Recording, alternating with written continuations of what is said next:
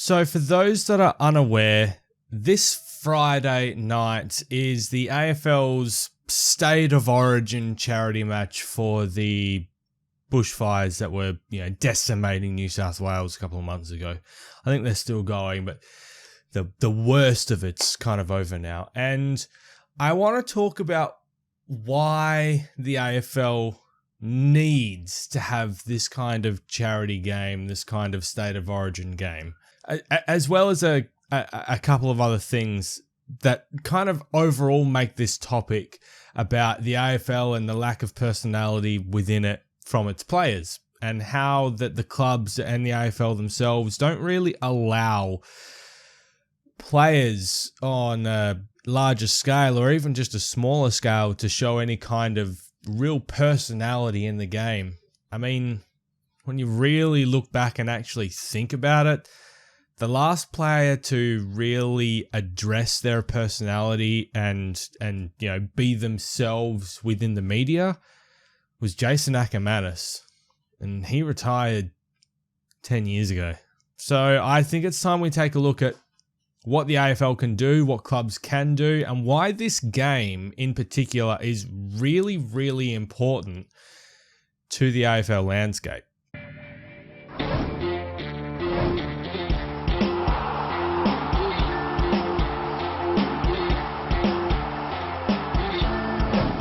So on Friday, the 28th of February, the AFL is holding a charity match, State of Origin match. It's not really State of Origin, it's Vics versus anyone that's not from Victoria. So it's kind of State of Origin, but not really State of Origin. And you know what? I'm actually pretty happy with it. I would much prefer this kind of game where it's All Stars versus Vics as opposed to a proper State of Origin game. I just don't think there's an actual landscape for State of Origin in the AFL anymore, and that might make some people sad, and you know what, that's just gonna suck.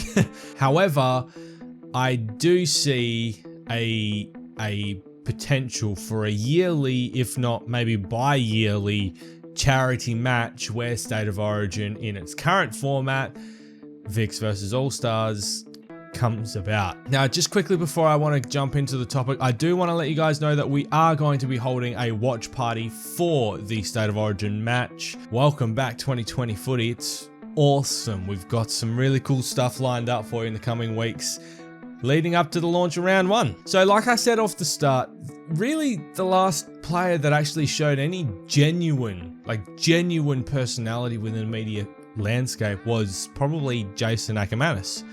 I mean, you had players like Brendan Favola, who, to be fair, retired around about the same time as Jason Ackermanis anyway. And you'd probably say the only player that's in the media right now that, shows some kind of personality is possibly Patrick Dangerfield.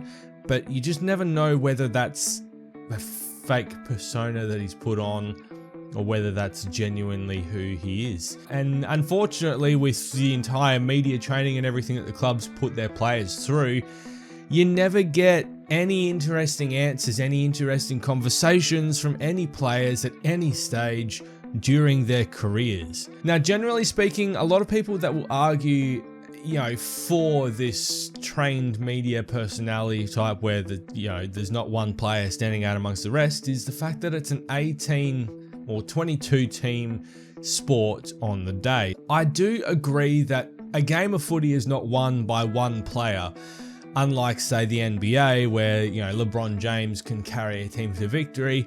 There's not really any one particular player that can carry a team to victory in the AFL. It's at least a handful, if not an entire spread of teams' effort, especially when you're looking at the top tier teams as opposed to the bottom ones. And yes, I do agree that it does take an entire team in the AFL to win a game, but I would argue that your top 5 players within your list are probably the most important parts of your team structure. Your team structures themselves around those 5 players and not really vice versa. You could probably argue that Richmond over the last couple of years have not really done it that way, and they have taken a more full team structure. But for the majority of teams, their play style surrounds only a handful of players.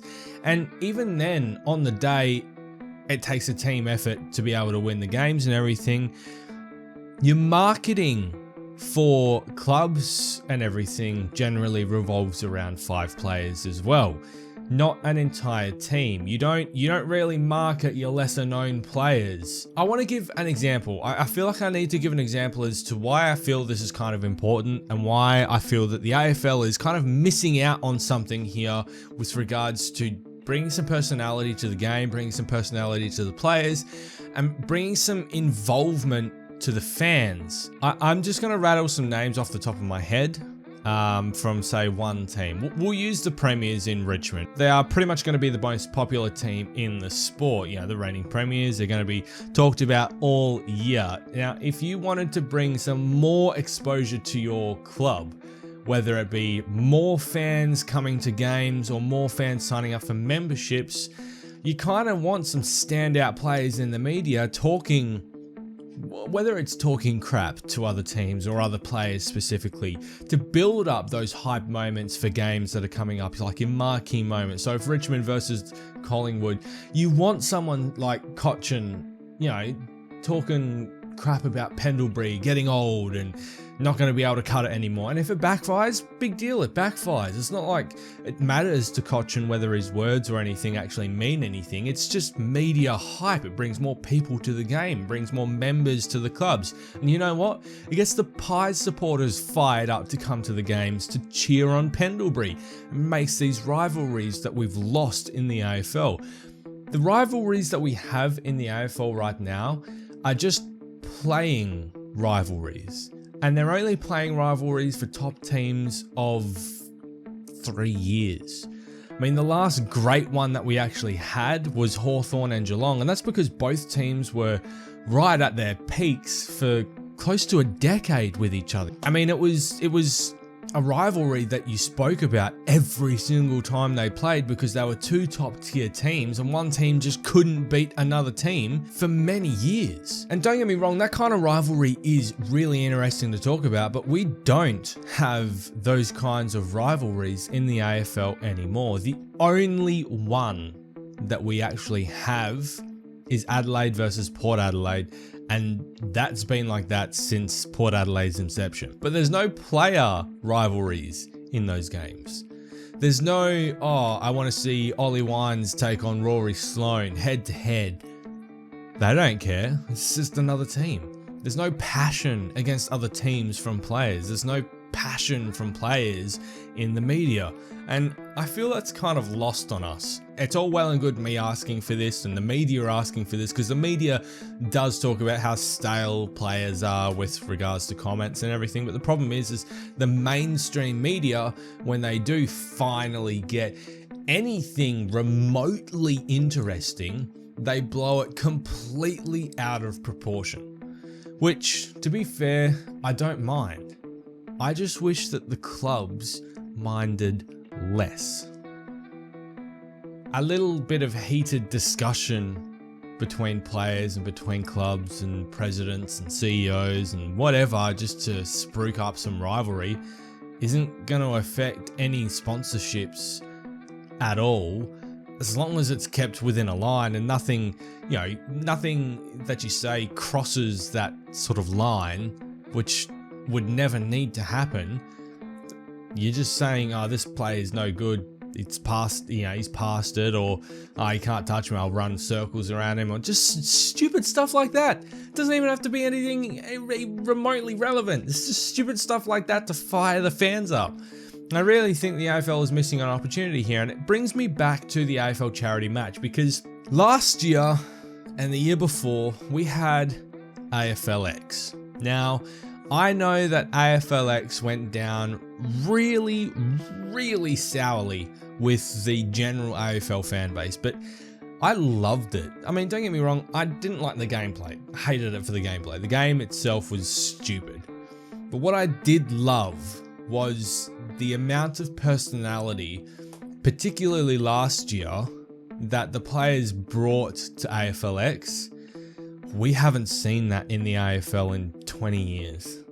It was absolutely amazing. You had players coming down the red carpet type thing in their entrances, players coming down in skateboards and just walking down in costumes and making idiots out of themselves, but they were having a laugh, they were enjoying it. The games themselves were fun, they were laughable, and they weren't planned. And I really do hope that this State of Origin match isn't planned like the EJ Witten games are, but at the same time, these players are not going to be fierce competitors going 100% at the ball and everything, because this is just a charity match. It's not for home and away points, it's not for finals, it's not for anything at stake here other than to just raise some money.